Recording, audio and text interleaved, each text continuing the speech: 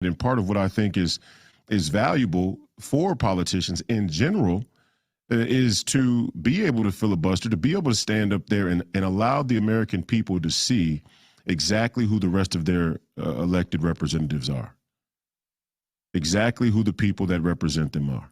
That's probably one of the most fundamentally important aspects of our American political system, in my opinion. But without fair elections, without all these other things that uphold the integrity of our nation, of our citizenship, of our rights, of our Constitution, without some of those other things, I have to agree with Steve and say that the filibuster is a Fugazi, especially when you see how the Senate is using it now or not using it, or how, and let's say not using it, because why would a majority Republican Senate, need to filibuster much anyway? But not to say that when you have partisan control that a filibuster is impossible, but we're not happy with what this United States Senate is doing, even under the control of Republicans. Slow walking through President Trump's appointments, slow walking through the agenda, calling votes that are unnecessary. John Thune, you called an unnecessary vote on the tariffs. The tariffs are working. We know the tariffs work from history. You go back to Jackson. We know that the tariffs can have a positive impact on the economy. We know that. We know that. I'm in here in Minnesota, and for the first time, gas prices are down around, I don't know, $2.30, low $2 range, which is a huge improvement from just 6 months ago. So, I agree, and we need to seize the institutions. People have to understand this. And this is the problem. Traditionally, this has been the problem with the intellectual thought leadership of the conservative movement. The problem with the intellectual thought leadership, and I'm not talking about the donor class, the verticals that do lead into that intellectual thought leadership. The donors have a different motivation. The donor class, the Koch brothers and all these other guys, they have a different motivation. They see the world through a free trade globalization framework. They just want to be in control of it. They want to be in power. That's not the way of things anymore. That's not the MAGA movement and the America First movement interpretation of where this country needs to go.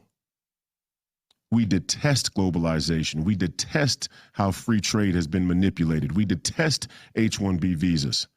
We detest the idea of focusing on going to Mars before we secure our own borders or before we deport all the illegal immigrants that are here in our borders. We detest these things. American citizens first. It's very simple. It's not political astrophysics. No pun intended. It's not political astrophysics. It's basic. American citizens come first. America comes first. American citizens come first. It's very simple. But the donor class of the conservative movement and the intellectual thought leadership have two different problems going on. The donor class, they're ideologically bought into what is going to benefit them. Globalism works for them. That's why the neocon rhino establishment often votes in favor of globalist policy. The intellectual thought leadership of the conservative movement's problem has been they think this is some exercise of highbrow intellectual debate. And while they tried to win a debate that lacked the spiritual foundation, the moral foundation to have any true congruence, any real premium on not having contradiction, while that took place, the Marxists and the rest of the progressives or the atheists or the Satanists in some respects took over the institutions. You lost the intellectual debate. You lost the academic intellectual debate. And part of the reason is because you were arrogant. There was an arrogance in it. And subtly, I do believe that intellectual thought leadership, echelon of the conservative movement took on a small portion of what the donor class's real motivation is.